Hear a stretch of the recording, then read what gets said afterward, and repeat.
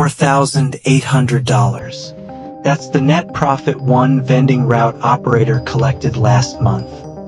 Running 47 machines, visiting each location 2 to 3 times a week, no employees, no storefront, no lease. He didn't inherit the route. He didn't get lucky. He bought an existing operation, priced it correctly using real numbers instead of a seller's optimistic pitch, and let disciplined math do the rest. If you've spent any time researching vending machines online, you've probably seen the same promise repeated everywhere. Completely passive income, buy machines, collect cash, retire early. Almost none of that content shows you the actual mechanics of how a route makes or loses money. And there's one specific factor, something almost nobody selling vending is easy content will tell you up front, that determines whether 47 machines nets you $5,000 a month or barely covers your gas money. I'm going to show you exactly what that factor is, but not yet. You need the full picture first, because if I told you right now without context, you'd miss why it matters so much. This video is going to walk you through exactly how a vending route generates revenue, where these routes are actually bought and sold, how buyers finance the acquisition, the real math after every expense is subtracted, not the gross number every ad leads with, and the specific red flags that separate a legitimately profitable route from an expensive mistake dressed up as passive income. By the end, you'll know more about evaluating a vending route than most people who've already bought one. Let's start with the business model itself. A vending machine route generates revenue through a simple mechanism repeated at scale. Every snack, drink, or item purchased from a machine is one small transaction. Individually, those transactions are worth almost nothing. $1.50 here, $2 there. Think of it like retail in miniature. No single customer matters, but hundreds of small purchases across dozens of machines every week create a revenue stream that adds up fast when the fundamentals are right. The revenue of any route comes down to 3 variables. First, how many machines are actually in operation. Second, and this is the variable most new buyers underweight, how well those machines are placed. A machine inside a busy hospital break room performs completely differently from an identical machine sitting in a half-empty office building nobody visits after 10 in the morning. Third, how consistently the route is restocked and serviced, because an empty machine earns nothing no matter how good the location is. Snack-only machines tend to have lower per transaction value but faster turnover, while combination machines carrying both snacks and drinks typically produce higher averages per visit due to bundling behavior, customers grabbing a drink alongside a snack in the same stop. Let's put real numbers on this. A well-placed route of 47 machines, a mix of snack, drink, and combination units, typically generates between $10,000 and $13,000 a month in gross revenue. Now, here's the factor I promised you at the start, the one detail that determines whether a route like this one nets $4,800 a month or barely breaks even. It's not the number of machines. It's not even the product pricing. It's placement quality, and it matters more than almost anything else in this business. I'll break that down fully in a few minutes. First, let's talk about how you actually find and buy a route like this one.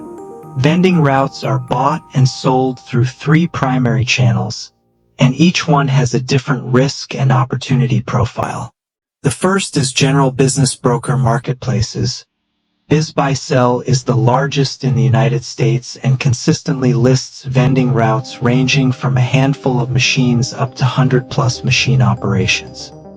The second channel is direct outreach to existing route owners, and this is consistently the most overlooked source of good deals. Many vending operators are solo owner-operators who started the business years ago as a side income and are now looking to retire, scale down, or exit entirely. A surprising number of these owners have never listed anywhere publicly. A direct conversation, a call, an email, even showing up at one of their service locations and asking politely, can surface a deal before it ever reaches a broker platform. The third channel is vending equipment distributors, who occasionally broker route sales as a side service to their core equipment business. These deals can be a mixed bag, sometimes genuinely good opportunities, sometimes an attempt to offload underperforming or aging machines bundled with a route that looks better on paper than it performs in reality. On pricing, a typical vending route sells for a multiple of 1.5 to 2.5 times its annual net profit, notably lower than a laundromat's typical 2 to 3 times multiple, because vending has less physical infrastructure, lower barriers to entry, and therefore more competition for the good locations that actually drive that profit. This is where most vending is easy passive income, content stops being honest with you, and where a serious buyer actually protects their money. Red flag number 1, and the factor I promised to explain, machine placement quality. This is, without exaggeration, the single biggest determinant of whether a vending route succeeds or quietly bleeds money. A route of 47 machines scattered across low-traffic break rooms, half-empty office buildings, or locations with declining foot traffic can look identical on paper to a route of 47 machines placed in busy hospitals, gyms, schools, and high-turnover office parks, and produce a fraction of the income. It's common to see route listings advertise total machine count in bold as if that number alone tells the whole story. Treat any listing that leads primarily with machine count rather than location quality with healthy skepticism. Before buying any route, don't just count machines. Visit locations in person or request recent foot traffic estimates for each site. A seller who can't or won't tell you specifically where each machine is located and how busy that location actually is should raise an immediate concern. Red flag number 2, location contract terms. Unlike a laundromat with a formal, multi-year commercial lease, vending placements are frequently informal, handshake agreements or short-term contracts. If the seller can't produce signed agreements showing how much time is remaining on each location, you could legally lose access to your best-performing machines within months of taking ownership with no recourse. Red flag number 3, inventory and restocking cost creep. Some sellers understate true product costs by showing you their best 3 months instead of a full year. Always request 12 full months of purchase receipts and sales data, not a curated highlight reel. Red flag number 4, aging or unreliable machines. Older mechanical vending units without card readers break down more frequently, cost more to repair, and increasingly lose sales to customers who simply don't carry cash. The pattern across all 4 of these red flags is the same.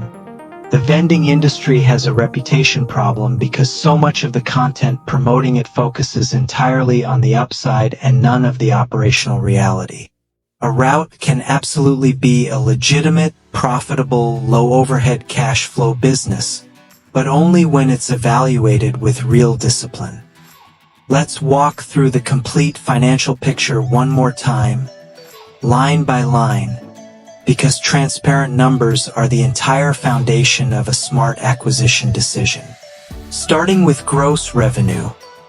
This route generates $11,400 a month across 47 machines. Now the expenses, one at a time.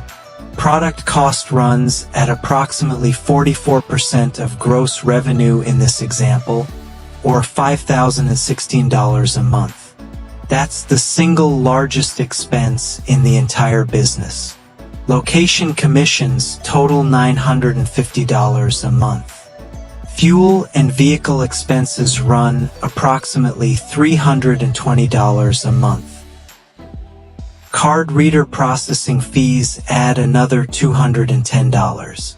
Routine maintenance averages $300 a month. Add every expense together. Total monthly expenses come to $6,796. Subtract that from gross revenue of $11,400, and the real net profit is $4,604 a month, rounding to the $4,800 figure referenced earlier. Over a full year, that's roughly $55,000 in net cash flow from a business that took, by the operator's own accounting, under 10 hours a week to run. That process is completely learnable, and now you understand the core of it. If this breakdown was useful, subscribe to Asset Culture Media. Every video on this channel takes the same approach. Real numbers, real red flags, no hustle culture fluff, applied to a different overlooked cash flow business each week.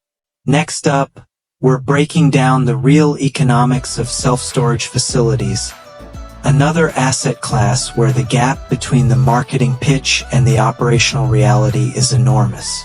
See you in the next one.